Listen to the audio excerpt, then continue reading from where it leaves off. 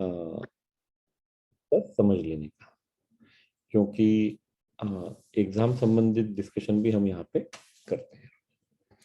और जैसे हम में से कई साथी रोज ये कहते हैं कि कुछ प्रश्न रिपीट होते हैं या कुछ प्रश्न बहुत सिंपल क्लरिकल लेवल के रहते हैं जो हम पे सिर्फ एक्सपर्टिफाई की टीम से बात करना होता है। तो हम कोशिश ये करें कि यहाँ पे जो है, जो हमारे क्वेश्चंस की क्वालिटी है, जो हम चैलेंजेस हैं, वो हम थोड़ा इस तरह के चैलेंजेस यहाँ पूछे जिससे सबको फायदा हो सके। बाकी जो भी ऑपरेशनल चैलेंजेस हैं, आपको कोर्स नहीं दिख रहा है या कुछ, उसके लिए यहाँ पे आपको ऑलरेडी सभी साथियों के नंबर दिए गए हैं। ये टेक्निकल सपोर्ट के लिए नरेंद्र जी और गायत्री जी से आप बात कर सकते हैं। उन दोनों के मोबाइल नंबर यहाँ दिए गए हैं, वो दोनों इस समय सेशन में भी हैं। तो उस बारे में कोई बहुत ज़्यादा प्रश्न पूछने की आवश्यकता नहीं, क्योंकि उसका समाधान वैसे भी लाइव सेशन में नहीं होगा। आपको उनसे बात करनी पड़ेगी और वो आपका प्रॉब्लम सॉल्व कर देंगे। तो हम फोकस यहाँ पे ये करें कि जो फील्ड में हमें दिक्कत आ रही है उसके ऊपर हम ज़्यादा फोकस करेंगे, एक बात। दूसरा, इस तरह से भी हम आज से शुरू करते हैं कि एक कोई भी टॉपिक, छोटा सा टॉपिक कोर्स में से लेके उसको भी हम डिस्कस कर सकते हैं। और आपको ध्यान होगा परसों, कब, 31 तारीख को नहीं, 31 या 30 को मैंने बताया था कि 3 लोगों को तैयारी करनी थी। जो पहला 5 मिनट है, सेलिंग अ डिफरेंट माइंडसेट। और अगर आप लोगों को ध्यान है कि कौन 3 लोग थे तो अच्छी बात है। आप खुद ही बता दीजिए कि कौन तैयारी करके आया और कौन वो शेयर करना चाह रहा है। हाँ, अनवर भाई थे उसमें से एक, बिल्कुल सही। तो ये एक बार ये शिव कुमार चौधरी जी का प्रश्न अपन सुन लेते हैं और फिर हम इस पे आते हैं। Right, we will discuss that one topic. Ji Shiv Kumar ji बोलिए।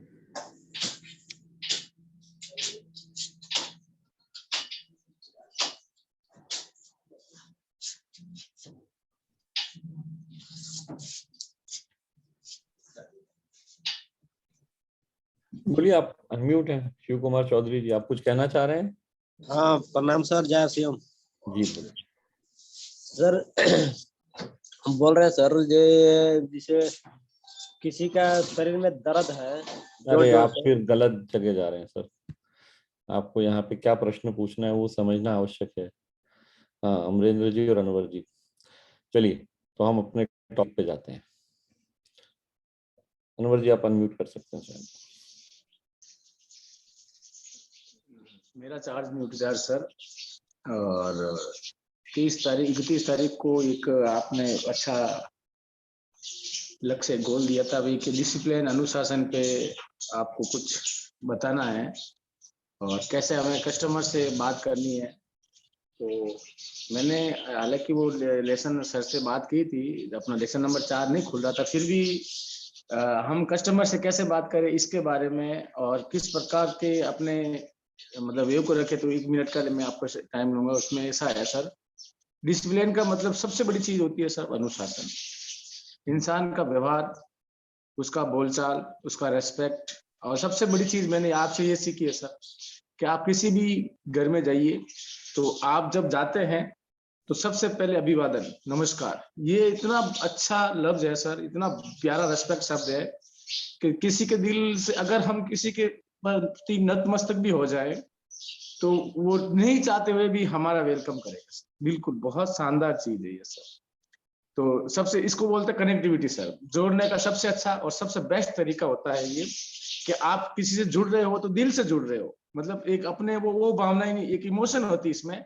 जो ही हम किसी को प्रणाम करते हैं सर, दिल में एक इमोशन की भावना आती है कि ये हमारे कोई ऐसे लगते हैं और भगवान ने हमें इनको इतना मतलब इनके प्रति मतलब अट्रैक्टिव किया है, तो वो भी खुश होते हैं। उनके प्रति हमारे एक संस्कार, जो कहते हैं ना सर, हमारी भारतीय संस्कृति में जो कल्चर है वो संस्कार बाहर आते कि वाकई में लड़का बहुत अच्छा है, गुणीवान है। उसके बाद हमारा हंसमुख चेहरा सर। हम किसी से भी हंसते हुए बात करते हैं ना सर, तो अगला वाला कितना भी गुस्से में होगा तो उसके मुंह पे स्माइल आई जाएगी। और ये बहुत प्रैक्टिकल बात है कि आप हंसते हुए किसी से मिलते हो तो बहुत शानदार रिजल्ट आपके सामने आता है। उसके बाद उनसे उनके बारे में पूछना। एक अजनबी आदमी जब किसी और अजनबी आदमी से पूछता है तो वो ये सोचता है यार मैं इसको जानता तक नहीं, और ये मेरे बारे में, मेरी तबीयत के बारे में, मेरे ख्यालों के बारे में, मेरे अपने मतलब जो मेरा मुझे कोई नहीं पूछता उसके बारे में ये पूछ रहा है, तो इस बार कुछ न कुछ तो अच्छा व्यक्तित्व होगा। तो ये डेवलपमेंट, स्किल डेवलपमेंट भी होता है सर। तो हम जिस किसी से मिलते हैं, एक तो सबसे बड़ी चीज आपने बताई ग्रीटिंग, अभिवादन बहुत शानदार होता है। उसके बाद हंस के बोलते हैं तो हमारा काम और आसान हो जाता है। उसके बाद उनके तबीयत के बारे में, उनके बारे में पूछ, उनके स्वास्थ्य हेल्थ के बारे में पूछते हैं तो और भी शानदार चीज बनती है सर। तो ये हमारे परफेक्ट। प्रैक्टिकल। हाँ, तो आज जो है अपन जो पहला एस्पेक्ट था कि क्रिएटिंग ए कनेक्ट, चलो आपने वो टॉपिक लिया है। हाँ तो सर। तो वो सबसे, बिकॉज वो सबसे पहली चीज है जो आपको करनी है जाके, और उसके बाद ही ये निर्णय हो पाएगा कि मीटिंग लंबी चलेगी या नहीं चलेगी, है ना। बिल्कुल सर। थैंक यू, आपने आपके विचार रखे। अमरेंद्र जी, आपका क्या विचार है इसके बारे सर जय आरसीएम, मेरा चार्ज न्यूट्री चार्ज। में? 31 तारीख को बात हुआ था कि सेलिंग ए डिफरेंट माइंडसेट पे कुछ अपने विचार रखने थे, तो उसमें उसके पहले 5 मिनट पे तो अनवर जी ने आगे वाला टॉपिक ले लिया, कोई बात नहीं, कम से कम तैयारी करके आए, वो इम्पोर्टेंट है। तो हाँ, सेलिंग ए डिफरेंट माइंडसेट के पहले 5 मिनट देखना थे।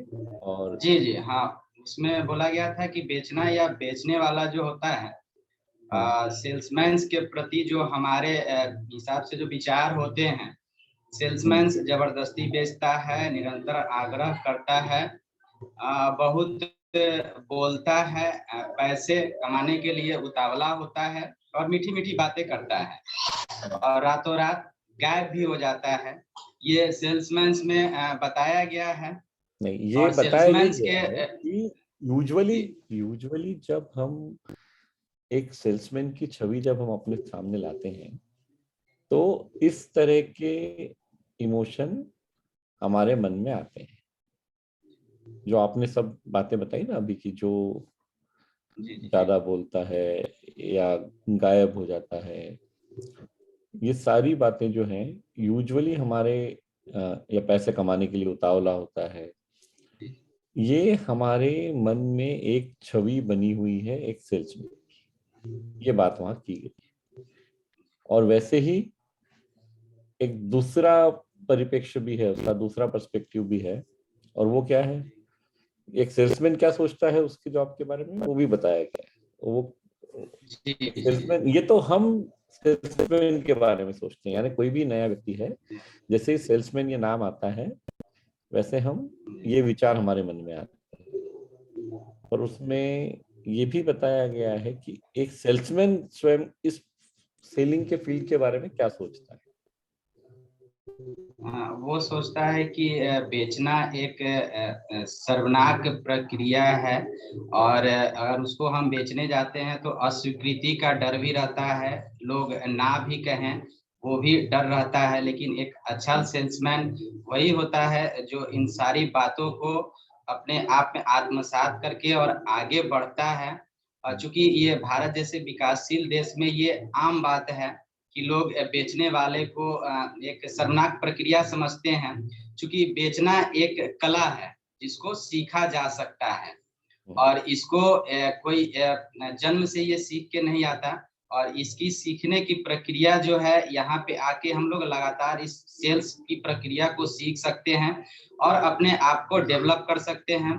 फिर वो उसमें एक अगला टॉपिक था कि हम जो बेचते हैं, क्योंकि न्यूट्रिशनल सप्लीमेंट जो ऐसा पोषक तत्व है जो शरीर का, जिसमें विटामिन, मिनरल और फाइबर के बारे में बहुत लोगों को जानकारी नहीं होती है, उसकी जानकारी करके अगर हम बातों को अपने ग्राहक के बीच में ये ले थोड़ा जाते और, हैं और ये उनको थोड़ा सा और अपन आगे चलेंगे। आज अपन पहले 2-3-5 मिनट की ही बात कर रहे हैं। तो सेलिंग ए डिफरेंट माइंडसेट, मतलब बेचना एक जो अलग दृष्टिकोण से हम देखते हैं, तो उसमें तीसरी बात ये की गई है कि ये हमें 2 तरह के इमोशन आ गए कि भाई बेचना मतलब बेचने वाले के बारे में इमोशन आ गए एक दूसरे व्यक्ति के, और स्वयं के बारे में जो बेच रहा है उसको लगता है कि हाई प्रेशर जॉब है और बेचने के लिए बहुत सारे झूठ बोलने पड़ेंगे, बहुत ज्यादा पढ़ाई करनी पड़ेगी, मेहनत करनी पड़ेगी, ये सब तरह के विचार मन में आते हैं। और तीसरा परिप्रेक्ष्य, तीसरा पर्सपेक्टिव ये दिया गया है वहां पे कि हम में से हर कोई खरीदने में दिलचस्पी रखता है, हर कोई खरीदना चाहता है, लेकिन खरीदने के अच्छा एक काम करते हैं, सना जी ने भी हाथ खड़ा किया था ना, शायद वो इस एस्पेक्ट को अगर कवर कर रही हो तो मैं 1 मिनट। सना, अनीस जी आप आइए, आपका भी पर्सपेक्टिव सुन लेते हैं, मैं जवाब देने की बजाय आप देंगे तो ज्यादा अच्छा है। हाँ जी, नमस्कार सर, हम्म। Good morning. मेरा चार्ज न्यूट्री चार्ज।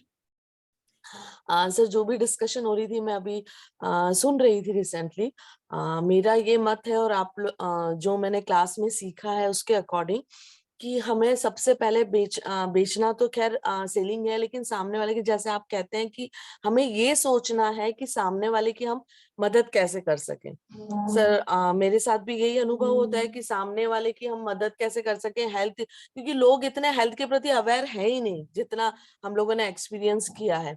तो और नॉलेज जो हमारा बढ़ा हुआ है उससे भी कॉन्फिडेंट होते हैं। देन प्लस सर कॉन्फिडेंट भी होना जरूरी है, और आपका ड्रेस कोड भी बहुत ज्यादा इम्पोर्टेंट लगता है अनुशासन के उसमें, कि हम जिनसे मिलने जा रहे हैं उनका, क्योंकि वो ये जो सामने वाला है। हाँ हाँ, बोलिए बोलिए। हाँ जी, हाँ जी, जो सामने वाला है सर वो फर्स्ट ऑफ ऑल सबसे पहले आपको देखता है, आपका प्रेजेंटेशन देखता है, देन आपका नॉलेज देखता है, और प्लस फिर कॉन्फिडेंट देखता है। तो ये जब चारों पांचों चीजें मिल जाती है सर तो डेफिनेटली रिजल्ट फिर बहुत अच्छा ही आता है। बहुत ग्रेट। तो ये आपने जो बात कही है बिल्कुल सही है, सारी चीजों का मिश्रण होता है कि आप कैसे खुद को कैरी कर रहे हैं, आप कैसे प्रेजेंट कर रहे हैं स्वयं को, किस तरह से आपने ड्रेसअप किया हुआ है, ये सब एस्पेक्ट है।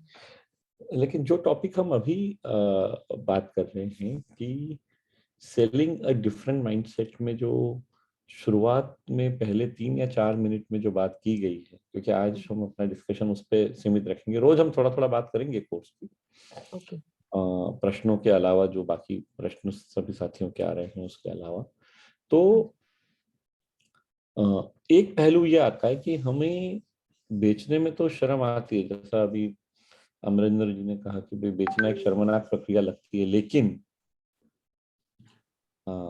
खरीदने में हमें कोई शर्म नहीं आती है। राइट, हम खरीदते हैं, हम में से हर कोई एक ग्राहक भी है।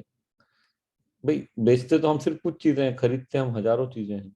हाँ जी, हाँ। अब होता क्या है कि जब हम खरीदते हैं तो कोई ना कोई बेच रहा होता है, हम जब खरीदेंगे तो कोई ना कोई बेच रहा होता है, और जहां पे हम खरीद के खुश होते हैं वहां पे वो व्यक्ति जो हमें बेच रहा है, हमें कई बार उसकी आंखों में देखना चाहिए कि उसकी आंखों में कोई शर्म नजर आती है क्या अपने को? नहीं आती है, बल्कि वो बहुत खुश होता है। वो खुश इसलिए होता है क्योंकि एक तो उसने अपने ग्राहक को खुश कर दिया है, और दूसरा उसने पैसे कमा लिए हैं, क्योंकि हमने कोई चीज खरीदी मतलब किसी को तो पैसे मिल गए ना। अब ये बात हम अपनी जिंदगी में नहीं समझते। हम लोग अगर इस तरह काम करने लगे कि वो जो बेचने वाले के चेहरे की खुशी है जब हम खरीदते हैं, वही खुशी हम, जो ग्राहक हमसे खरीदता है, वो खुशी अगर उस समय हमारे चेहरे पे रहेगी, ऐसा काम हम क्यों नहीं कर सकते? और वही सिखाने के लिए इस कोर्स को बनाया गया है। वो बिल्कुल किया जा सकता है, इसमें कोई अ, शर्म वाली बात नहीं है, कोई डर वाली बात नहीं है, कोई ना सुनने का टेंशन नहीं लेना है, ये सब कुछ होगा। जिंदगी है तो चैलेंज हमेशा रहेंगे। दुनिया में चैलेंज सिर्फ एक ही जगह पे नहीं होते हैं, और वो जगह है शमशान। वो जगह है जहाँ पे आपकी अंतिम यात्रा समाप्त होती है। वहीं पे कोई चैलेंज नहीं होता, वहां जाने के बाद किसी आदमी को कोई तकलीफ नहीं आती है। जब तक जिंदगी रहेगी तब तक तो चैलेंज रहने ही वाला है, और वो जरूरी भी है, क्योंकि कभी अगर बिना चैलेंज की जिंदगी जीने पड़े तो बहुत नीरस हो जाएगी, मजा नहीं आएगा उसमें। तो ये हमें समझना बहुत जरूरी है कि हम इस तरह से बात कर सकते हैं, इस तरह से काम कर सकते हैं कि हमारा ग्राहक भी खुश हो और हम भी खुश हो। अब 200 से ज्यादा लोगों ने ज्वाइन कर लिया, तो अब मैं एक बार वो सिर्फ 1 मिनट के लिए वो वीडियो इसलिए दिखा रहा हूँ ताकि वो आप लोगों को रोज रोज समझ में आए कि हमें कोर्स किस तरह देखना है, नहीं तो ये बाकी सारी बातें जो है ये वर्थ हो जाएंगी। I just share with you, just मुझे 1 मिनट दीजिए।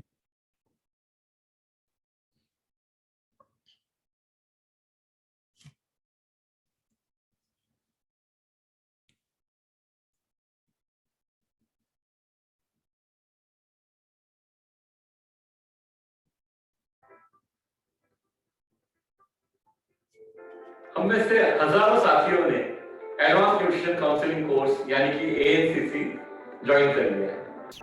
आइए एएनसीसी कोर्स को देखने का सही तरीका एक बार फिर से समझते हैं। कोर्स को हमें कम से कम 4 बार देखना है। कैसे? वैसे तो कई अध्याय 4 या 5 मिनट के ही हैं, लेकिन कुछ अध्याय थोड़े बड़े भी हैं। तो हमें एक बार में 4 से 5 मिनट तक का ही कोर्स देखना है। वो पहली बार हमें देखना है और सुनना है, फिर दोबारा शुरू से चालू करके 5 मिनट तक देखना और सुनना है। ये 2 बार हो गया, यानी कि 10 मिनट हो गए। फिर तीसरी बार में हम फिर से शुरू से चालू करें और पॉज कर करके नोट्स बनाए। जैसे हमने 30 सेकंड सुना, नोट्स बनाए, फिर वापस हमने थोड़ा सुना, नोट्स बनाए। इस तरह हम पूरे 5 मिनट कंप्लीट करें। ये करने में शायद हमें 12 से 15 मिनट का समय लग सकता है। अभी तक हम 3 बार कोर्स को देख चुके हैं। चौथी बार हमें फिर से उसी समय उन 5 मिनट का कोर्स देखना है और मिला लेना है कि नोट्स हमने पूरे बना लिए हैं या नहीं। इसके बाद 24 घंटे बाद एक बार और हमें ये 5 मिनट का कोर्स देखना है, मतलब एक रिवीजन हो जाता है। इस तरह से जब हम कोर्स देखते हैं तो हमें कोर्स में देखी हुई चीज लंबे समय तक याद है।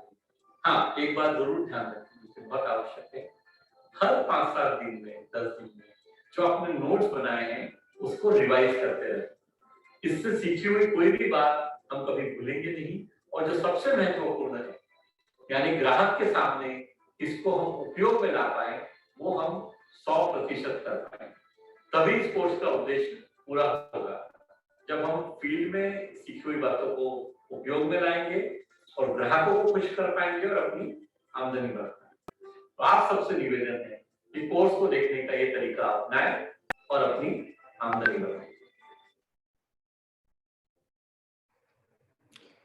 तो अभी ये जो हम डिस्कशन कर रहे हैं ना, अब आप लोगों को इसका महत्व समझ में आएगा, क्योंकि जैसे जो टॉपिक की हमने बात की थी कि जिस पे हम चर्चा करने वाले थे आज, अब ये मेरे ख्याल से कई लोगों ने देखा नहीं होगा, देखा होगा तो बहुत पहले देखा होगा, देखा होगा तो याद भी नहीं होगा, है ना? तो अगर हमें कोई चीज जो देखी है और वो याद नहीं है, तो याद नहीं तो हम फील्ड में उपयोग कर ही नहीं पाएंगे उसका, और उपयोग कर नहीं पाएंगे तो फिर फायदा क्या है? मान लीजिए कि आप सेना का एक जवान जो है वो सीमा पे खड़ा है, उसके पास बंदूक तो है लेकिन उसकी गोलियां नहीं है, तो क्या कर पाएगा? वैसी कुछ हमारी परिस्थिति होगी कि हम पहुंच तो गए हैं ग्राहक के पास, लेकिन हम अपने जो शस्त्र हैं वो भूल गए। तो ये डिस्कशन आज मैं करना चाह रहा था आप लोगों के साथ, और रोज हम ऐसा 2-2, 3-3 मिनट जो कोर्स में बात हुई है वैसा कुछ डिस्कशन करेंगे, ताकि आप लोगों की थोड़ी प्रैक्टिस भी हो, और उसके अलावा बाकी जो आपके प्रश्न है वो सुनते हैं। और आज मनीषा जी भी हमारे साथ में है, तो हम न्यूट्रिशन का भी जो पहला मॉड्यूल का पहला जो चैप्टर है कि न्यूट्रिशन सप्लीमेंट्स, मतलब घर में पका हुआ खाना क्यों स्वस्थ नहीं होता है, उसके बारे में भी 2-3 मिनट हम बात करेंगे। तो पहले आप लोगों के प्रश्न ले लेते हैं कुछ। जी पूजा जी आइए। जय सिंह सर, मेरा chart nutri chart sir. Actually वो तभी डिस्कस हो रहा था बेचने का कौशल को लेकर के, मैं थोड़ा सा बात करना चाह रही थी, लेकिन वो मतलब वो तो कंप्लीट हो ही चुका। अभी भी कर सकती हैं, उसमें कोई दिक्कत नहीं। चलिए सर, अभी जो पका हुआ भोजन जो बोल रहे थे, तो पहले थोड़ा सा उसमें बात करेंगे। उसमें हमने सीखा सर, क्योंकि आज का जो हमारा जो दैनिक जो भी हमारा खाना पीना है, उसका मतलब लाइफ स्टाइल भी बहुत अलग हो चुका है और खाना पीना का तरीका भी बहुत अलग हो चुका है। तो अक्सर हम लोग जो पहले जमाने के लोग थे, जो मतलब साग पात बहुत ज्यादा खाते थे, जो खेती बाड़ी होता था, क्योंकि आज तो वैसे जमीन भी नहीं है उस तरह से। खेती बाड़ी का भी बहुत, मैंने घर में पहले खुद अपना जो भी साग सब्जी उगाते थे, लेकिन अभी जगह ही नहीं है, जिसके वजह से बाहर से लेना पड़ता है। और जितने भी साग सब्जी आ रहे हैं तो उसमें रासायनिक खाद का इस्तेमाल हो रहा है, तो जो मिनरल जो भी विटामिन मिलना चाहिए वो नहीं हो पाता। तो आज के डेट में हमारा खान पान जो है, मतलब डायरेक्ट फैट और आपका कार्बोहाइड्रेट का मात्रा बहुत ज्यादा होता है। तो ठीक है, अगर ये समझा तो इसको एक काम करेंगे अपन।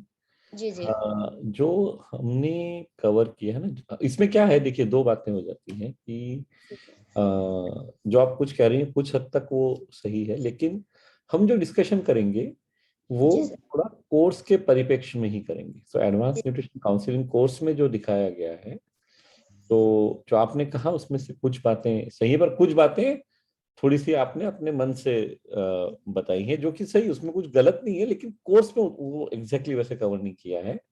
तो वो हम करते, तो एक काम करते हैं, न्यूट्रिशन के टॉपिक पे थोड़ा सा बाद में आते हैं। जी जी पहले एक बार इस सेलिंग वाला पोर्शन हम कंप्लीट कर लेते हैं, फिर अभी 7:54 हुए हैं ना, तो करीब 8:05 8:10 के आसपास हम उस टॉपिक पे आएंगे। जिन लोगों के कुछ प्रश्न है वो ले लेते हैं पहले, सर। और फिर हम न्यूट्रिशन पे भी बात करते हैं, है ना। मतलब एक बार में एक सीक्वेंस में बात करेंगे तो ज्यादा सही रहेगा। Okay sir. मैं आपको दोबारा बुलाऊंगा जब मनीषा जी बात करेंगे। Okay sir, thank you sir. Amrish ji बोले आप।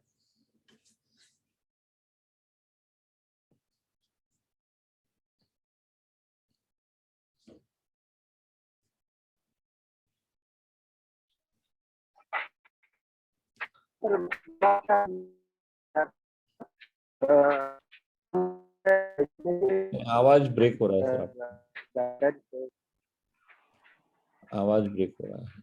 एक जगह बैठ के अगर बात करेंगे शायद तो। बोलिए। हाँ जी।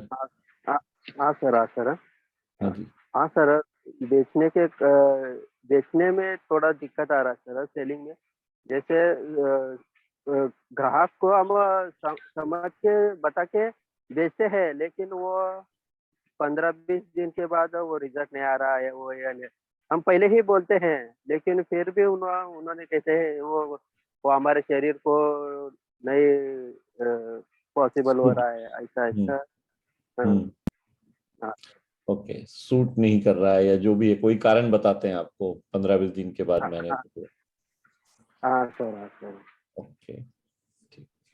और कितने ग्राहकों को मिलते हैं आप यूजुअली एक महीने में या एक दिन में, कितने लोगों से मिलते हैं? सर मैं अब छुट्टी के दिन ही करता हूँ सर, मैं अच्छा, वर्क करता हूँ सर मैं। वैसे हाँ, आप नौकरी करते हैं, हाँ, हाँ, हाँ सर। तो छुट्टी के दिन करते हैं तो भी कितने लोगों को मिलते होंगे एक दिन में? हाँ सर, 5 साथियों को मिलता हूँ सर। अच्छा, 4-5 लोगों। और कितने लोग खरीदते हैं उसमें से ऑन एन एवरेज? 5 में से सर दो लोग खरीदते हैं सर, 3 लोग बाद हाँ, में बताते वो हैं वैसे ही होगा। ऐसा। और ये जो हाँ, 2 लोग खरीदते हैं, ये दोनों के दोनों आपको ऐसा ही कहते हैं 15 दिन के बाद, या 2 में से एक कहता है? दोनों में से एक ऐसा कहते हैं सर। एक साथी ऐसे कहते हैं सर, दोनों हम्म। में। हम्म। तो 2 बातें होंगी।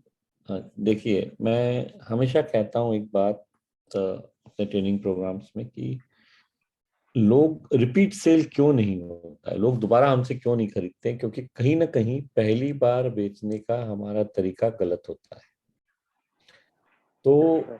जो अभी आप जो बात कह रहे हैं ना, इसमें 2 बातों का ध्यान रखना है। मैं आपको एक चीज शेयर कर देता हूँ कि किस तरह के ग्राहक को हम सेल कर रहे हैं, ये बहुत आवश्यक है समझना। इस तरह का जो रिस्पॉन्स है ना, वो उस व्यक्ति से आने की गुंजाइश ज्यादा है जो हमारा आइडियल ग्राहक नहीं है, क्योंकि उसे कोई ना कोई शायद दो बातें हो सकती है। हो सकता है वो जेन्युइनली भी उसको दिक्कत हो रही हो, उसको नहीं सूट हो रहा हो, या उसको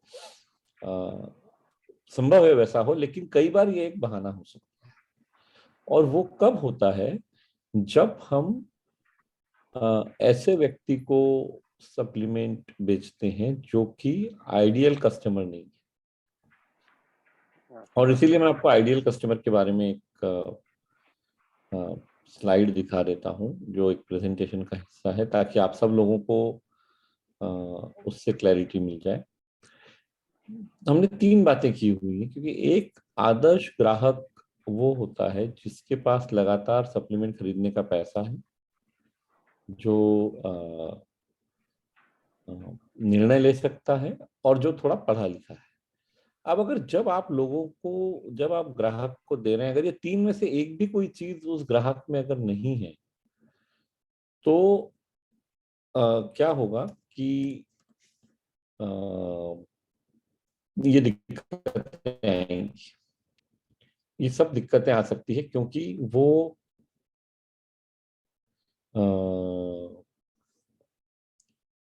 आइडियल पर्सपेक्टिव है ही नहीं, मतलब जो होना चाहिए वो है ही नहीं उस ग्राहक में। और उसको मैं एक मिनट आपको एक स्लाइड दिखा रहा हूँ, ताकि आपको ये बात थोड़ी सी क्लियर हो जाए। जस्ट मुझे एक मिनट दीजिए, क्योंकि ये कई बार हम लोग ये बेसिक चीजों को भूल जाते हैं। जस्ट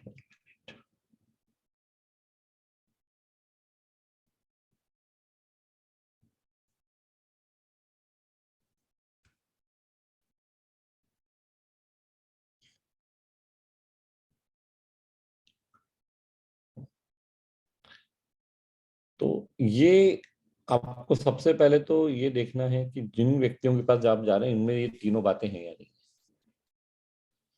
लगातार सप्लीमेंट खरीदने के पैसे होना चाहिए, निर्णय लेने वाला होना चाहिए, और थोड़ा शिक्षित होना चाहिए, हमारी बातों को समझ पाए। अब अगर ऐसे व्यक्ति के पास आप नहीं जा रहे हैं, तो बिल्कुल संभव है कि वो कोई ना कोई बहाना भी बना सकता है, क्योंकि उसने जबरदस्ती ले तो लिया, लेकिन वो उससे बेनिफिट नहीं हो पाएगा प्रोडक्ट से। ये हो सकता है। दूसरा, जैसे मैंने कहा, जेन्युइनली भी किसी को दिक्कत हो सकती है, तो वो भी संभव है कि वास्तव में किसी को कोई तकलीफ हो रही है, पर वो बहुत कम होगी। क्योंकि मतलब आप 5-10 हजार लोगों को देंगे, उसमें 2-4-5 लोगों को कोई तकलीफ हो सकती है 1000 लोगों में से। 2 लोगों को देंगे तो एक के होने की गुंजाइश थोड़ी कम है। तो अगर तो दो बातें इसमें से हमको समझनी है। एक तो मैं समझता हूँ कि आपके पास एक ही दिन है काम करने के लिए, मतलब आप छुट्टी के दिन ही न्यूट्रिशन सेलिंग का काम कर पाते हैं, लेकिन उसमें भी हमें थोड़ा सा अपना नंबर बढ़ाना चाहिए। या ये जो 2 लोग हो रहे हैं, ये एक हफ्ते की बात हुई, तो 1 या 2 लोग अगर हर हफ्ते खरीदते हैं, तो महीने भर में 4-5 ग्राहक हो जाएंगे, 2 महीने में 10 हो जाएंगे। और अगर रेगुलरली जो ले रहा है, 2-3 बार भी कोई ले रहा है, उससे फिर हम रेफरेंस मांग सकते हैं। तो धीरे धीरे ये बढ़ाने की जरूरत है। पर उससे पहले जो आवश्यकता है ना, जो मेरे को आपको देख के लग रहा है, वो है स्वयं का कॉन्फिडेंस, और स्वयं का जो हम ASKD जिसपे हम बात करते हैं कोर्स में, एटीट्यूड, स्किल, नॉलेज और डिसिप्लिन, मतलब रवैया, कौशल, ज्ञान और अनुशासन, ये हमें खुद का इम्प्रूव करने की आवश्यकता है। क्योंकि जब तक सामने वाला व्यक्ति आपको कॉन्फिडेंट नहीं पाएगा, जब तक उन्हें ये नहीं लगेगा कि आप सही व्यक्ति हैं ये प्रोडक्ट, ये सप्लीमेंट उनसे खरीदने के लिए, वो नहीं खरीदेगा। या खरीद भी लेगा तो उसको कॉन्फिडेंस, आप पे भरोसा नहीं आने वाला है। तो ये इम्प्रूवमेंट आपको स्वयं करने की जरूरत है। और उसके लिए, चूंकि आपने आपने कोर्स कितना देख लिया है अभी तक?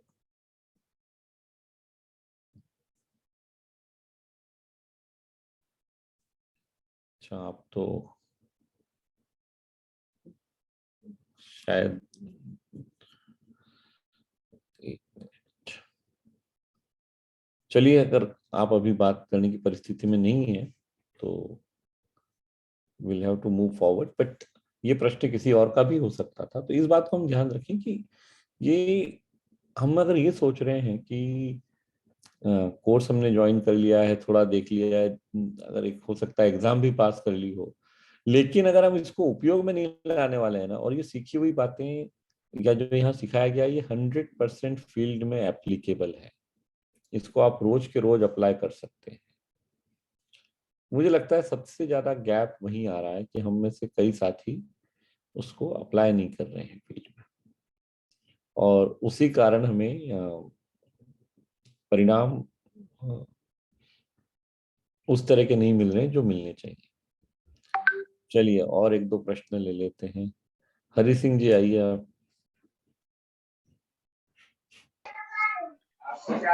सिंह जी मैं मुझे पूछना चाह रहा था कि जो आंखों की संरचना वाला ये है कोर्स, मैंने कई बार देख लिया सर, उसमें 80 नंबर आते हैं, 100 नंबर का होता है ना, तो उसमें एक बात नहीं पता लग रही कि रंगीन भाग कौन सा है आपका, यही क्या क्या कौन सा भाग? आंखों की संरचना वाले संरचना में चैप्टर में रंगीन भाग। जी जी, ओके। तो आंखों का रंगीन भाग होता है, ये नहीं समझ में आ रहा। अच्छा, मैं मनीषा जी को बोलता हूँ 1 मिनट, इस प्रश्न का वो उत्तर दे देंगे आपको। टू जस्ट इसमें 80 नंबर आते हैं, 100 नंबर आने चाहिए। मैं करीबन 20 बार देख लिया फिर इसको, मुझे पूरा याद हो गया, लेकिन रंगीन का नहीं पता लग रहा। आइरिस उसमें 4 आते हैं, उनमें से तो कोई है नहीं।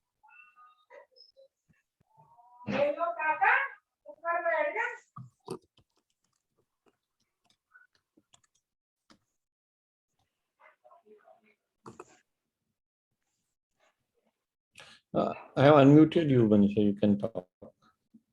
Samrat will make you co-host. Okay. So क्या क्या ऑप्शंस आते हैं उसमें, वो बताएंगे आप मुझे? इसमें ऑप्शन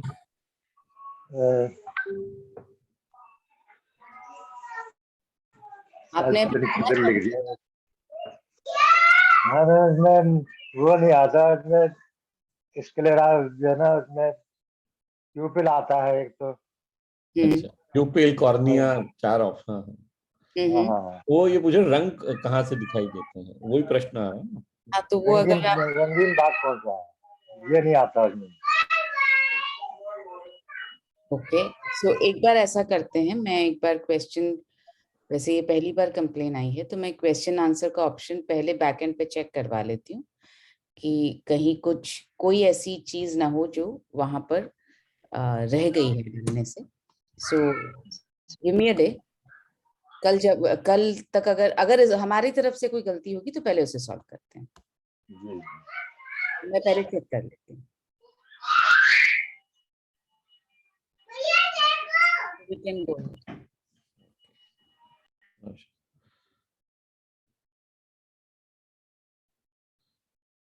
ओके, चलिए और अगर किसी का कोई, हाँ जूली जी आपने हाथ खड़ा किया है, आप क्या प्रश्न पूछना चाह रहे हैं? गुड मॉर्निंग सर, मेरा राजनीति सर, और मेरा क्वेश्चन ये था सर कि स्कूल में बच्चे का मतलब पेरेंट्स लोग का है, फूड स्टॉल लगने वाला है उसमें, तो वेराइटी फूड आइटम्स पेरेंट्स लेके जाएंगे उसमें, तो मैं भी अपना नाम उसमें दे दी हूँ, तो मैं सोच रही हूँ सर उसमें अपना जो फूड सप्लीमेंट है उसको प्रेजेंट करना चाहती हूँ सर, तो उसमें वहाँ करूँ तो कैसा रहेगा सर? आप कर सकती हैं, लेकिन कोई अगर प्रोटीन शेक या कुछ बनाएंगे तो ज्यादा उचित रहेगा। बट यूजुअली क्या होता है, ऐसी सब जगहों पे लोग अलग मानसिकता के साथ आते हैं, वो एंजॉय करने के लिए या मस्ती मजाक के हिसाब से आते हैं। उन जगहों पे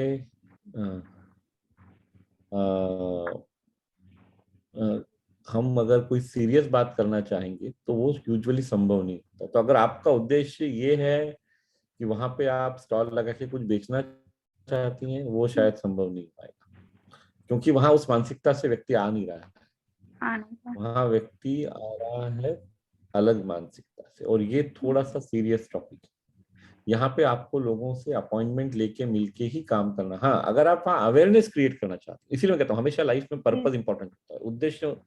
अगर आपका पर्पस ये है कि लोगों को ये पता पड़ जाए कि आप न्यूट्रिशन में डील करती हैं, तो आप स्टॉल लगाएंगे, आपको उससे फायदा हो सकता है। लोगों को ये पता पड़ेगा कि अगर न्यूट्रिशन के बारे में वो आपसे संपर्क कर सकते हैं। दूसरी बात, आप छोटे छोटे सैंपल में प्रोटीन शेक बना के उनको वहाँ पिला सकती हैं कि भाई इतने टेस्टी प्रोटीन शेक अवेलेबल हैं आपके पास में, वो आप कर सकती हैं। लेकिन सिर्फ अवेयरनेस क्रिएशन होगा, वहां से कोई सेलिंग होगी इसकी उम्मीद बिल्कुल मत करिएगा। जी सर, जी सर, सेलिंग मैं होना मुश्किल उसका नहीं उम्मीद तो होगी, नहीं कर क्योंकि रही वहां पे हूँ, क्योंकि मैं अपना जो लोगों तक पहुंचाना चाहती हूँ कि मैं ये काम कर रही हूँ फूड सप्लीमेंट के ऊपर में, तो उसके लिए मैं वहाँ पे जाना चाहती हूँ। वो आप कर सकती, वो आप कर सकती हैं, पर वहां से सेलिंग की उम्मीद मत करिएगा। वहां से सिर्फ आपको रेफरेंस मिल जाएंगे कुछ लोग। हाँ, और हमेशा कुछ देना अच्छा होता है। हम यहाँ पे आपको सिखाते हैं कि नियत देने की होनी चाहिए। तो उसके कारण अगर आप कोई सैम्पलिंग कर देंगी किसी प्रोटीन शेक का, टेस्टी प्रोटीन शेक का, तो उससे आपको मतलब लोगों को अच्छा भी लगेगा कि हाँ भाई कुछ मिला, और हो सकता है कि वो इंटरेस्टेड हो जाए तो आपसे बाद में। तो वहां पे आप लोगों के नाम और नंबर, जो लोग आपके स्टॉल पे आएंगे, नाम और मोबाइल नंबर अगर आप ले लेंगी, और तो आपको मदद वो मिल सकती है। बट यूजुअली जो सही काम करने का तरीका है वो अल्टीमेटली अपॉइंटमेंट लेके पर्सनल ही बात करने से न्यूट्रिशन सप्लीमेंट्स का सेल होगा। So that is how it works. बाकी किसी भी तरह के शॉर्टकट्स नहीं चलते। मतलब पता, लोगों को जोड़ने के लिए एक अननोन की लिस्ट, जो हमने C1 to C5 की बात की हुई है ना, वो करने के लिए ठीक है, लेकिन तो C1 to C5 में जो C5 है, जो अनजान लोग की लिस्ट बनानी है, उस सब के लिए एक्टिविटीज मदद करेंगी, क्योंकि यहाँ अनजान लोग आएंगे आपके पास। लेकिन ये सिर्फ शुरुआत होगी, इसके बाद आपको मेहनत और करनी पड़ेगी, खुद करना पड़ेगा। जी सर, तो ओके। और ठीक है, तो अब हम एक काम करते हैं, जो 8:10 में जो पूजा जी बात कर रही थी, उसके बारे में अपन, जो पहला चैप्टर हमारा न्यूट्रिशन पे है, न्यूट्रिशन का जो मॉड्यूल है, उसमें सबसे पहला अध्याय है कि घर में पका हुआ खाना स्वस्थ क्यों नहीं होता है, या क्या दिक्कत है कि हमें सप्लीमेंट्स की आवश्यकता है। तो मैं I will request Manisha to just share about it in 2-3 minutes, और फिर हम डिस्कस कर सकते हैं।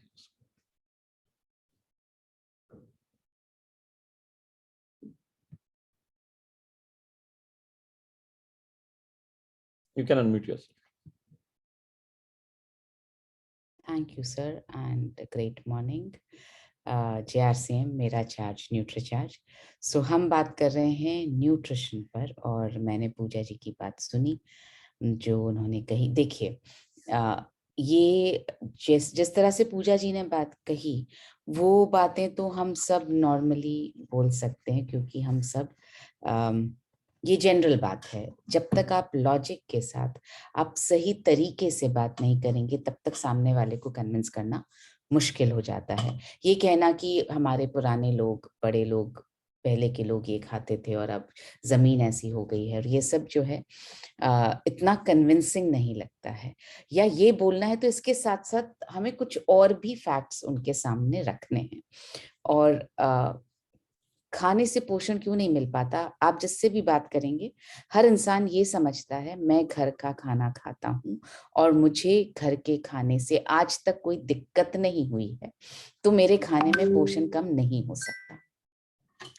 हमें उनसे बातों बातों में ये पूछना है कि आई एम श्योर कि आप बहुत ध्यान रखते हैं अपनी हेल्थ का, तो आपने आज जैसे नाश्ते में क्या खाया, किस चीज का नाश्ता किया? तो अमूमन लोग नाश्ता करते हैं पोहा, उपमा, पराठा, ऑमलेट, बॉइल्ड एग, तो ये सब नाश्ते होते हैं। और जो वेजिटेरियंस हैं उनके पास वो तो अंडा और ऑमलेट भी नहीं कहेंगे, लेकिन बड़ा सांभर, डोसा, मसाला डोसा, रात का बचा हुआ खाना था, या रोटी सब्जी थी, रोटी सब्जी या पराठा बहुत कॉमन है। तब आपको ये बताना है उनको, उसके बाद आपको ये पूछना है उनसे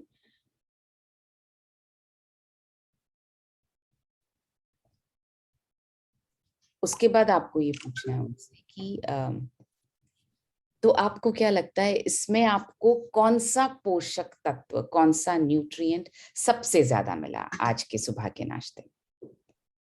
प्रोटीन किससे मिला आपको?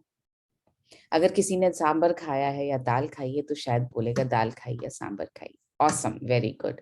उसके अलावा आपको प्रोटीन किससे मिला? आपको विटामिन्स किस में मिले? आपको मिनरल्स किस में मिले? जवाब ही नहीं है, क्योंकि ऐसा कुछ खाया नहीं। किसी ने फ्रूट्स खाए हैं, फल खाए हैं या सैलड खाया है तो बोलेगा सब्जी में और उसमें फल में मिले। Very good. पर सबसे ज्यादा क्या मिला आप जानते हैं? कार्बोहाइड्रेट। चावल खाया, पराठा खाया, आटा खाया, उपमा खाया, सूजी रवा खाया, आपने पोहा खाया तो आपने चावल खाया, तो सबसे ज्यादा क्या मिल रहा है? कार्बोहाइड्रेट। और ये धीरे धीरे जमा हो रहा है बॉडी में, जो नुकसान पहुंचा रहा है। चलिए बात करते हैं कल डिनर में क्या खाया था। तो इस तरह से आप 2-3 मील्स पर बात करेंगे ना उनसे कि 2-3 बार में खाने में क्या खाया, तो आप बता पाएंगे कि खाना ऑफ कोर्स घर में बना हुआ शुद्ध होता है, क्वालिटी वाइज बेस्ट होता है। आप सबसे अच्छा आटा इस्तेमाल करेंगे, आप सबसे अच्छा तेल मसाले, अपनी जानकारी में आप जो कर सकते हैं आप सबसे अच्छा करेंगे, शुद्ध तरीके से बहुत प्यार से बना हुआ खाना होता है आपके घर का, लेकिन पोषक तत्व उसमें भी मिसिंग है। उनकी कमी आपको आज महसूस नहीं हो रही है, मगर शरीर बता रहा है। कभी जुकाम होता है, कभी सिर दर्द होता है, लोग क्या बोलते हैं, मैं दवाई नहीं लेता। मैंने आज तक कभी दवाई नहीं ली। दवाई नहीं लेना और दिक्कत ना होना दोनों में फर्क है। दिक्कत हो सकती है पर मैं घर की चीजों से या दूसरी चीजों से मैं अपने आप को ठीक कर लेता हूँ या कर लेती हूँ, दवाई नहीं लेती। ये एक हुआ मैं बीमार ही कभी नहीं हुआ, मुझे आज तक सिर दर्द भी नहीं हुआ, इसलिए मैं दवाई नहीं लेती। तो दोनों में फर्क है। तो आपको ये पूछना है, जुकाम होता है, सिर दर्द होता है, कभी थकान होती है, जैसे और कुछ और नहीं तो अगर आपको उस इंसान के शरीर में थोड़ा भी फैट नजर आ रहा है तो बोलिए आप पहले भी ऐसे थे क्या? 10 साल पहले आप कैसे थे? फोटो दिखाइए आपके पास, अगर कोई पुरानी फोटो है तो आप वापस ऐसे नहीं होना चाहते। ये क्यों हुआ? क्योंकि खाने से वो मिल नहीं रहा। सर मिल रहा होता तो आपको वैसे ही रहना चाहिए था ना जैसे आप 10 साल पहले थे।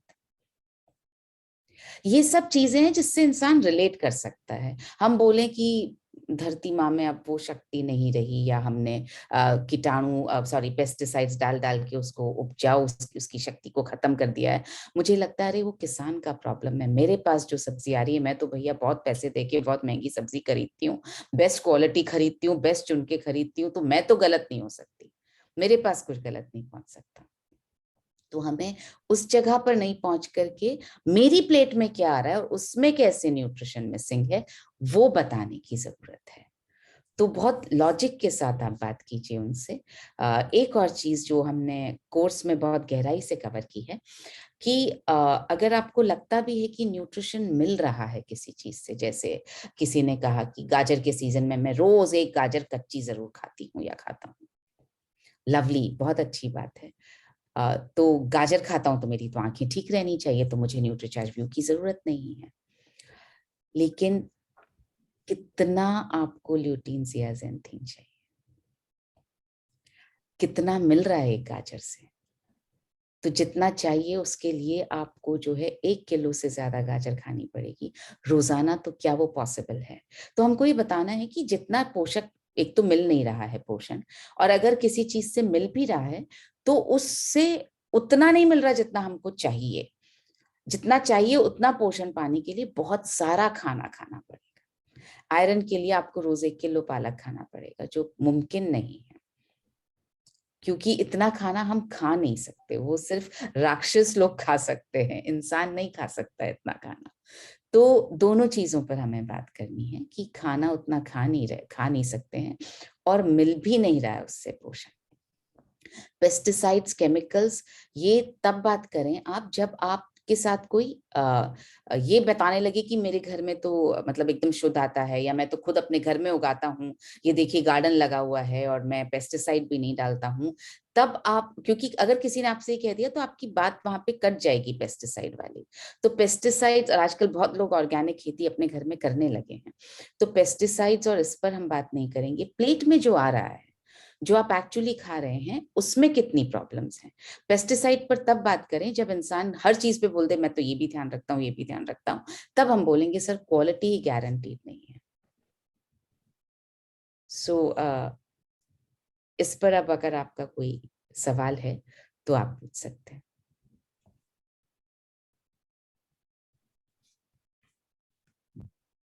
Over to you. या पूजा जी से ही बात करते हैं, जैसे हमने कहा था। तो ये क्या, ये अभी अगर आपने मनीषा जी को सुना ना, तो यही दिक्कत है, इसलिए नोट्स बनाने को बोला जाता है। क्या होता है, हम कुछ चीज देखते हैं, सुनते हैं, और फिर हमारे मन से भी बहुत सारी चीजें उसमें ऐड कर देते हैं। तो और वो क्यों होता है, क्योंकि अगर ठीक से हमने नोट्स नहीं बनाया और रिवाइज नहीं किया है, तो बहुत आसान है अपने मन से कुछ जोड़ देना। लेकिन Manisha, somebody is asking, yeah, protein is bad for the liver. No. Yeah, so I will come to that question also. पूजा जी, इस तरह ये जो आपने बात अधिक जो हमने ये टॉपिक लिया कि न्यूट्रिशन के संबंध में, जो पहला चैप्टर हमारा है कि घर में बना हुआ खाना स्वस्थ क्यों नहीं होता, तो ये मनीषा जी ने एक्सप्लेन किया आपको, तो इसको हमको ध्यान में रखना। बहुत मतलब अच्छा लगा सर, और रियली में मतलब कहीं ना कहीं मेरा मिस्टेक था, और हम लोग कोई बात ही नहीं, यहाँ तो हम सीखने के लिए आए हैं, मिस्टेक का टेंशन ही नहीं करना है, मिस्टेक्स हमें करनी। देखिए यहाँ पे तो हम सब एक परिवार की तरह, एक ग्रुप की तरह, यहाँ पे गलती करना चलेगा, बाहर ग्राहक के सामने नहीं करनी है, इसीलिए हमें सीखना है। यहाँ पे जो हम आए हैं, यहाँ पे हमारा उद्देश्य ही सीखना। तो यहाँ तो हम आपस में कुछ भी बात कर सकते हैं, लेकिन ये हमें तैयारी करनी है, बाहर जाके कैसे परफॉर्म करना है उसकी। सर और एक थोड़ा सा मुझे जानकारी चाहिए था, क्या मैं सही करती हूँ क्या? एक्चुअली डाउट क्लियर करना था। एक्चुअली जैसे हम को भी न्यूट्रिशन हम मतलब देते हैं, उनसे बात करते हैं, तो एक्चुअली हम पहले ही बोल देते हैं कि देखिए हम लोग का न्यूट्रिशन का कोर्स 180 डेज का होता है, क्योंकि 1 महीने का दे करके फिर दोबारा लेते हैं नहीं लेते हैं, लेकिन हम कोशिश करते हैं कि पहले ही बता देते हैं, उनका माइंडसेट कर देते हैं कि देखिए हम लोग का न्यूट्रिशन कोर्स एक मतलब जो भी आप सप्लीमेंट लेंगे, आपको 1 महीना या 15 दिन में रिजल्ट आने वाला नहीं है। हम चाहते हैं कि आप खर्च तो कर रहे हैं, लेकिन उसका आपको फायदा भी हो, तो इसके लिए हम लोग का 180 डेज का कोर्स होता है। ओके, तो आपका पॉइंट मैं समझ गया। अब इसमें अब इसीलिए क्या है, शब्दों का उपयोग बहुत बहुत मायने रखता है। कोर्स जो है ना, कोर्स ये शब्द जो है, ये यूजुअली दवाइयों के संबंध में आता है। ये कोर्स कितने टाइम का है, कि आपको ये कोर्स, दवाई का ये कोर्स 3 महीने लेना है, या कोई दवाई है वो 10 दिन लेनी है, या कोई 6 महीने, तो वो एक गलत संदेश भेजेगा। तो शब्द जो हमें उपयोग करना है कि ये न्यूट्रिशनल सप्लीमेंट्स हैं, और ये आपके दैनिक जो आप भोजन करते हैं उसमें जो गैप है उसको पूरा करने में मदद करते हैं। तो ये गैप पूरा करने के लिए समय लगता है, तो ये 10-15 दिन में या महीने भर में आपको अंतर तो आएगा, लेकिन आपको महसूस नहीं होगा। महसूस होने वाला अंतर आपको आने के लिए 3 से 6 महीने या 12 महीने लग सकते हैं। ये बिल्कुल मत बोलिए कि 180, क्योंकि 180 दिन का कोई गारंटी नहीं है, 180 दिन कोई फिक्स नहीं है। किसी को 2-3 महीने में फायदा हो सकता है, किसी को 6 महीने लग सकते हैं, किसी को 2 महीने में भी हो सकता है। तो इसके लिए हमें इस बात का ध्यान रखना है कि कोर्स शब्द का उपयोग ना करें, वो दवाई की एक उससे एंगल बनता है कि हम मेडिकेशन कर रहे हैं, है ना।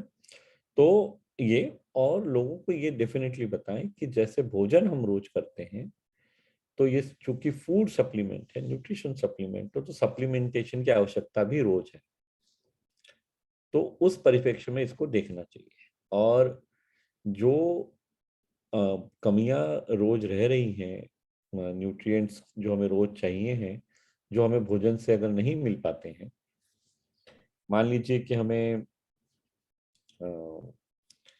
प्रोटीन की आवश्यकता जैसे बताया गया है वर्ल्ड हेल्थ ऑर्गेनाइजेशन के द्वारा कि 0.8 ग्राम पर केजी बॉडी वेट, और ICMR Indian council of medical research कहता है 1 ग्राम पर केजी बॉडी वेट, यानी कोई 80 किलो का व्यक्ति है तो उसे 80 ग्राम प्रोटीन रोज चाहिए। तो वो रोज अगर चाहिए तो रोज लेना ही पड़ेगा ना। ऐसा तो हो नहीं सकता कि आप 15 दिन में 6 महीने का खा के बैठ जाए, वैसे तो संभव नहीं है। रोज की जरूरत है तो रोज लेने की बात है। और इसीलिए न्यूट्रिशन सप्लीमेंट में अगर आपने ये पहला टॉपिक ठीक से देखा है तो आरडीए, रिकमेंडेड डाइटरी अलाउंस का बहुत महत्व है। आरडीए के अनुसार ही सप्लीमेंट्स बनाए जाते हैं और सुझाव दिया जाता है। अभी एक प्रश्न यहाँ पे बबीता जी ने पूछा है कि एक क्वेश्चन है कि रोजाना प्रोटीन खाने से लीवर खराब होता है। रोजाना प्रोटीन खाने से लीवर खराब नहीं होता है। ये प्रश्न इस तरह पूछा जाना चाहिए कि देखो, एक हमारे यहाँ पे संस्कृत में कहावत है, अति सर्वत्र वर्जयेत। जैसे मैंने आपको अभी बताया कि प्रोटीन की आवश्यकता 80 ग्राम पर केजी ऑफ बॉडी वेट है 80 किलो के व्यक्ति के लिए। कोई 60 किलो का व्यक्ति है, उसे 60 ग्राम प्रोटीन रोज चाहिए। अब क्या होता है, जो खाना हम खाते हैं, मान लीजिए आप एक एग्जांपल लेते हैं कि आपने 2 चपाती खाई दोपहर के भोजन में, 1 कटोरी दाल खाई और कुछ सब्जियां, कोई ग्रीन वेजिटेबल लिया। अब 2 चपाती से आपको यूजुअली 1 चपाती में 2 ग्राम जैसा प्रोटीन मिलेगा, 1 कटोरी दाल में 5 ग्राम प्रोटीन मिलेगा। अब आपने ये सब खाना खाया और ये सुबह भी खाया और शाम को खाया, तो सब कुछ मिला के आप 30-35 ग्राम प्रोटीन तक आपकी जरूरत पूरी होगी, लेकिन शरीर को चाहिए है 60 ग्राम। तो ये बचा हुआ 20-25 ग्राम आपको सप्लीमेंट्स के रूप में लेना पड़ेगा। प्रोटीन लीवर को या किडनी को कब इंपैक्ट करेगा? 2 कंडीशंस में करेगा। अगर आप दिन में, आपको लेना तो 60 ग्राम है लेकिन आप 120 ग्राम खाओगे दिन में, तो डेफिनेटली तकलीफ करेगा, बिल्कुल करेगा, क्योंकि आपकी जो रिक्वायरमेंट है उससे आप बहुत ज्यादा खा रहे हैं। उस परिस्थिति में डेफिनेटली प्रोटीन लीवर और किडनी को इंपैक्ट करेगा। लेकिन अगर आप उतना ही ले रहे हैं जितना आवश्यक है तो कोई दिक्कत नहीं होने वाली है। एक बात और, एक परिस्थिति में प्रोटीन परेशान आपको कर सकता है, अगर आपको और कोई बीमारी है, मान लीजिए आपको गठिया है, मान लीजिए आपका यूरिक एसिड बढ़ा हुआ है, या आपको कोई किडनी एलिमेंट है, या आपको कोई लीवर की दिक्कत है, तो जहां पे भी प्रोटीन आपकी बॉडी डाइजेस्ट नहीं कर पाएगी, ऐसी कोई भी दिक्कत है, तो आपको तकलीफ होगी। और इसीलिए ये बताया जाता है कि आपको जो अगर कोई दिक्कत है, कोई बीमारी है, तो आपको डॉक्टर से सलाह लिए बिना डिसीजन नहीं लेना चाहिए। अब इसमें और एक बात हमें ध्यान रखने की, क्योंकि चूंकि एक ओपन फोरम पे मैं जवाब दे रहा हूं, तो पूरा पर्सपेक्टिव समझना जरूरी है। ये जो मैंने आपको बताया, WHO ने कहा है या ICMR ने कहा है 0.8 ग्राम पर केजी बॉडी वेट या 1 ग्राम पर केजी बॉडी वेट, ये उन लोगों के लिए है जो सामान्य जिंदगी जीते हैं।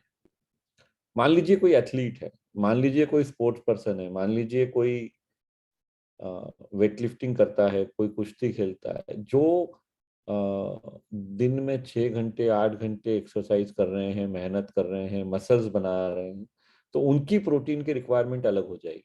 उनके लिए 2 से 2.5 ग्राम पर केजी बॉडी वेट की रिक्वायरमेंट है। मतलब वहां पे अगर कोई 70 किलो का आदमी होगा ना, तो उसको 150 ग्राम लेना है। लेकिन वो किसके लिए है?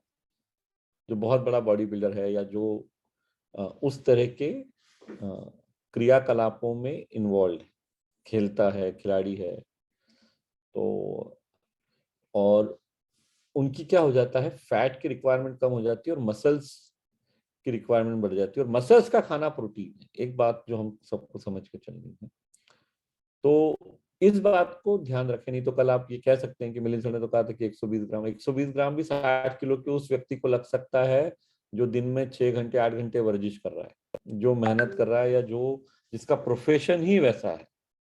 लेकिन आप मेरे जैसे जो नॉर्मल लोग हैं, जो जिंदगी में जहाँ पे हम एक रूटीन की लाइफ जी रहे हैं, उनको 1 ग्राम पर केजी बॉडी वेट सफिशिएंट है, जिसमें से आधे से ज्यादा आपको भोजन से मिल जाता है। बाकी के लिए आपको सप्लीमेंट्स की आवश्यकता है, और सप्लीमेंट्स रोज लेने से लीवर को कोई दिक्कत नहीं होगी। बाकी मैंने 2 कंडीशन आपको बता दी हैं जहां दिक्कत हो सकती है। एक, जब आप जरूरत से बहुत ज्यादा लेंगे तो, और दूसरा, अगर कोई आपको ऐसी बीमारी है कि प्रोटीन आप डाइजेस्ट नहीं कर पा रहे हैं, तो उस परिस्थिति में भी आपको नहीं लेना है अलग से प्रोटीन। तो वो परिस्थितियां हो सकती। सो ग्रेट, 8:28 हुए। एक प्रश्न और लेते हैं हम आज, और कल के लिए भी एक वापस में देना चाह रहा हूं। तो ये हम पहले ये जो 5 मिनट की जो आज बात की थी ना, मैं चाहता हूं सभी लोग एक बार वो वीडियो वापस देखें, और कल हम किसी भी 2 या 3 साथियों को इसके बारे में ही बात करने को बोलेंगे। कौन सा वीडियो? जो सेलिंग डिफरेंट माइंडसेट, बेचना एक अलग दृष्टिकोण, ये वाला जो अध्याय है, जो पहला अध्याय है सेलिंग में, उसके पहले 5 मिनट पे ही हम बात करेंगे। उसके बाद हम आगे, हम 2-3 दिन तक एक ही टॉपिक पे बात करेंगे ताकि सबको समझ में आए और फिर हम आगे बढ़ सकें। एक प्रश्न ले लेते हैं। आइए Mahanta sir, D Mahanta sir, आप पूछिए। सर जी, आज तो मेरा कोई प्रश्न है ही नहीं, आप मैं सुनते गया। तो मैं एक चीज जानना चाहता हूँ सर, 14 तारीख को जो हम लोग दिल्ली आ रहे हैं, उसके लिए जो रजिस्ट्रेशन का बारे में बताइए, वो नहीं, कैसे उसका मिलेगा? ये गलत जगह है वो पूछने की। यहाँ पे मैं उसका उत्तर नहीं दूंगा, क्योंकि ठीक है ना, तो इसके ये टॉपिक अलग है ना। ये यहाँ पे हम उसके लिए न्यूट्री जितने सेशन करता है वहाँ आपको उत्तर मिलता है। ठीक है, चलिए। तो 8:30 बज चुके हैं। आज हम अपना सेशन समाप्त करते हैं। कल सुबह हम लोग फिर मिलेंगे 7:30 बजे। कल मेरी सुबह कोचीन से फ्लाइट थोड़ी जल्दी है, वैसे तो 7 बजे तक लैंड हो जाएगी, थोड़ा ऊपर नीचे हो सकता है। सेशन तो 7:30 से शुरू होगा, सम्राट सर शुरू करेंगे, और mostly 7:30 I will also join. ठीक है, चलिए। सो कल मिलते हैं, धन्यवाद।